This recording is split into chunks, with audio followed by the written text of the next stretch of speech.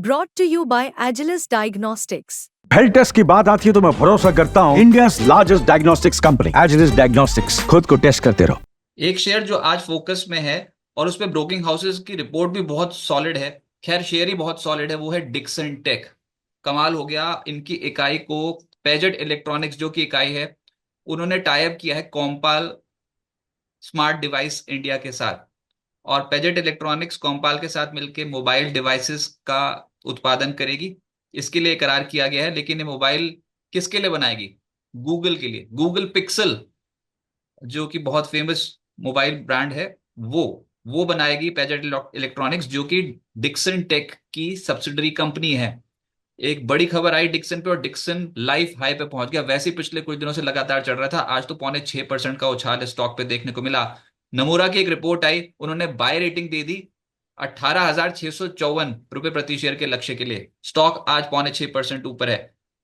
तो लक्ष्मीकांत जी, ये स्टॉक क्या ओवर हीटेड है, ओवर एक्सटेंडेड है? क्या अभी खरीदारी करने का मौका निकल गया या फिर यहां पर भी खरीद सकते हैं?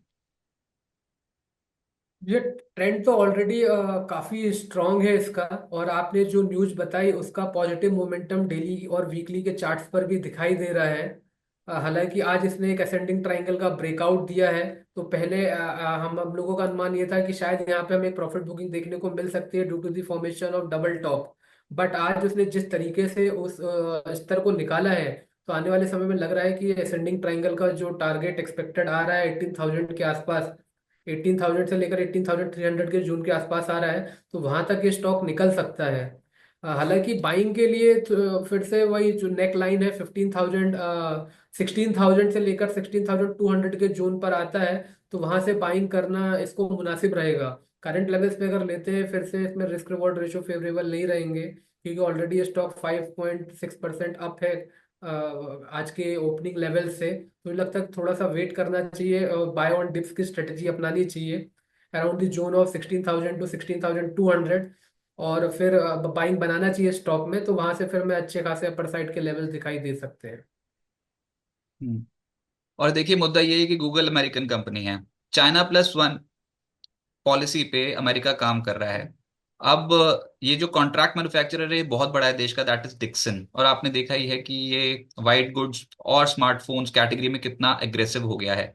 अब जो नमूरा की रिपोर्ट है वही कह रही है कि जो लॉन्च किया ना उन्होंने mass production Google pixel smartphones का, वो एक गेम चेंजर हो सकता है। चाइना प्लस वन पॉलिसी में एक सिग्निफिकेंट लॉन्ग टर्म पोटेंशियल का कैंडिडेट बन सकता है, क्योंकि गूगल से एक बहुत बड़ा ऑर्डर मिल रखा है। और इसका जो एस्टिमेशन एडिशन है रेवेन्यू में, वो लगभग 1,500 करोड़ का है, जो FY26 की स्मार्टफोन सेल्स का 4% है। ये बहुत बड़ा कॉन्ट्रैक्ट है जो डिक्सन के हाथ लगा हुआ है।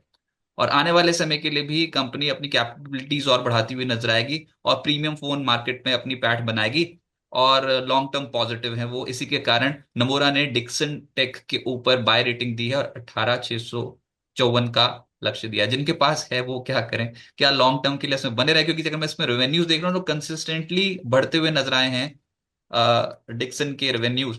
और प्रॉफिट में भी कंपनी सिग्निफिकेंट ग्रोथ करती चली जा रही है। बस यही होता है कि लॉन्ग टर्म के लिए कौन सा खिलाड़ी है जो लगातार आउट परफॉर्म कर रहा है। तो देखिए, एक तो सरकारी नीतियां पॉजिटिव, और ऊपर से अगर आप किसी भी कंपनी में सेल्स और प्रॉफिट की कंपाउंडेड ग्रोथ देखते हो तो वो डिक्सन में देखो, 3 साल की कंपाउंडेड सेल्स ग्रोथ है 40% और प्रॉफिट की ग्रोथ है 32% सालाना 3 साल में। गजब कर रही कंपनी। बस यही होता है कि महंगा ना मिल जाए। तो सर, जिनके पास है क्या वो बने रहें और एक्यूमुलेट कर सकते हैं? क्या लेवल्स लोअर साइड पे इंपॉर्टेंट है? डेफिनेटली जिनके पास पहले से है वो बने रह सकते हैं। और जैसे मैंने आपको एक शॉर्ट टर्म टारगेट बताया है असेंडिंग ट्राइंगल का, अराउंड 18,000 से लेकर 18,300 के जोन तक आ सकता है।